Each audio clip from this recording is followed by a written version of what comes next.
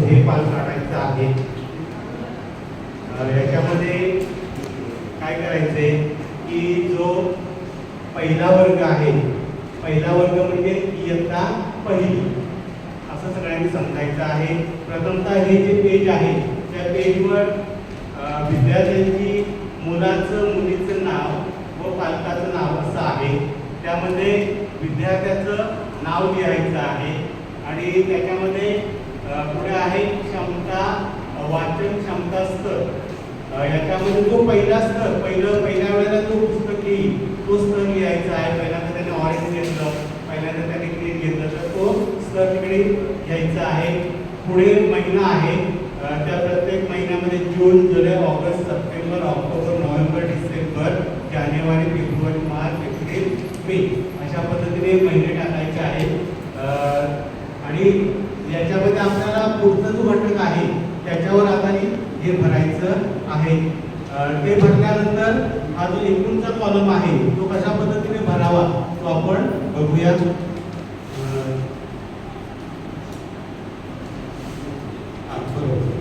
आता हे पेज काढायचं आहे. त्याच्यामध्ये मुलाचं मुलीचं नाव म्हणजे त्या विद्यार्थ्याचं नाव वगैरे लिहायचं आहे. त्याचा वाचन स्तर, कुठलं त्याने पुस्तक घेतलेलं आहे. समजा त्याने एखादा विद्यार्थी वाचनाला खूप हुशार आहे, मग त्याने ग्रीन घेतलं तर ग्रीन मराठी किंवा इंग्रजी आपण लिहू शकता त्यामध्ये, किंवा इंग्रजी ऑप्शन इंग्रजी तरी चालू शकतं. त्यानंतर पुस्तक क्रमांक, आपल्याला जी पुस्तकं मिळणार आहे त्या पुस्तकांमध्ये पुस्तक क्रमांक आपल्याला त्या ठिकाणी सरांनी सांगितलं की शिक्का लावून त्याच्यावर लेबल लावलेलं असेल तो पुस्तक क्रमांक लिहायचा आहे. त्यानंतर त्याने कुठल्या पुस्तक घेतलेलं आहे, कुठल्या स्तरात ग्रीन आहे, ऑरेंज आहे, ते पुस्तक घेतलेलं पुस्तकाचा स्तर तिकडे लिहायचा आहे. आणि पुढे बघा दिनांक, म्हणजे त्या दिवशी त्याने पुस्तक घेतलं. समजा आज 18 तारीख आहे, 18/6/2024 या दिवशी त्याने काय घेतलं, पुस्तक घेतलं आणि ते पुस्तक घरी द्यायचं. सगळ्यांना महत्त्वाचं म्हणजे ही पुस्तकं जी आपण देणार आहोत त्याची, ज्या पुस्तकाची नोंद करणार आहोत ते पुस्तक कुठे गेलेलं असणार आहे, घरी द्यायचं आहे त्याला. 18ला दिलं, 18/6/2024 आणि 2 ते 3 दिवसांनी ते वाचलं. पुस्तक आहे त्याच्यामध्ये एका दिवसात पण वाचेल किंवा 2 दिवसात वाचल्यानंतर चेक आऊट दिनांक, म्हणजे ज्या दिवशी त्याने ते पुस्तक आणून दिलं. समजा 21ला रविवार आहे, 22 तारीखला त्याने काय दिलं ते आणून दिलं, तर 22/6/2024 तो दिनांक लिहायचा आहे. अशा पद्धतीने काय करायचं आहे, प्रत्येक आठवड्यातलं किमान एकदा अशा प्रकारच्या नोंदी करायच्या आहेत. समजा इकडे या महिन्यामध्ये 2 नोंदी झाल्या, किती झाल्या, 2 नोंदी झाल्या.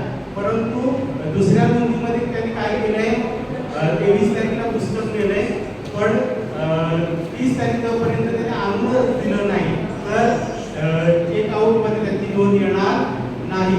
त्याच्यामुळे आपण ज्या वेळेला हे महिन्याचं पूर्ण करणार आहोत, महिन्याचं जो हा कॉलम पूर्ण करावा, एकूण झालेल्या नोंदी याच्यामध्ये एकच नोंद येईल. समजा त्याने ते पुस्तक 22 तारखेला दिलं आणि 28 तारखेला आणून दिलं आणि ती नोंद पूर्ण झाली तरच ती नोंद पूर्ण करायची आहे. तर अशा पद्धतीने हे असं सोपं आहे. विद्यार्थ्यांना आपण समजावून सांगितलं तर त्याचा विद्यार्थी निश्चितच चांगल्या प्रकारे वापर करतील. खूप खूप धन्यवाद. आणखी नाही हां बरोबर. त्याच्यामध्ये आणखी सरांनी सांगितले की इकडे बघा या महिन्यात दिलेल्या आणि परत केलेल्या पुस्तकांची संख्या इथे खाली टोटलमध्ये लिहायची आहे. समजा तुमचे विद्यार्थी 7 असतील तर त्या 7 विद्यार्थ्यांनी पुस्तकं आणून दिली असतील तर 7 येतील. 6 जणांनीच दिली असतील तर 6 ची नोंद येईल. त्यानंतर महिन्यातली एकूण वाचकांची संख्या, म्हणजे ज्या विद्यार्थ्यांनी टोटल जेवढे वाचन केलं आहे आणि त्याच्यावर नोंद केलेली आहे ते पूर्ण संख्या घ्यायची आहे. आणि त्याच्यानंतर शिक्षक, केंद्रप्रमुख यांची काही स्वाक्षरी आहे. अशा पद्धतीचं हे रजिस्टर आहे नमुना.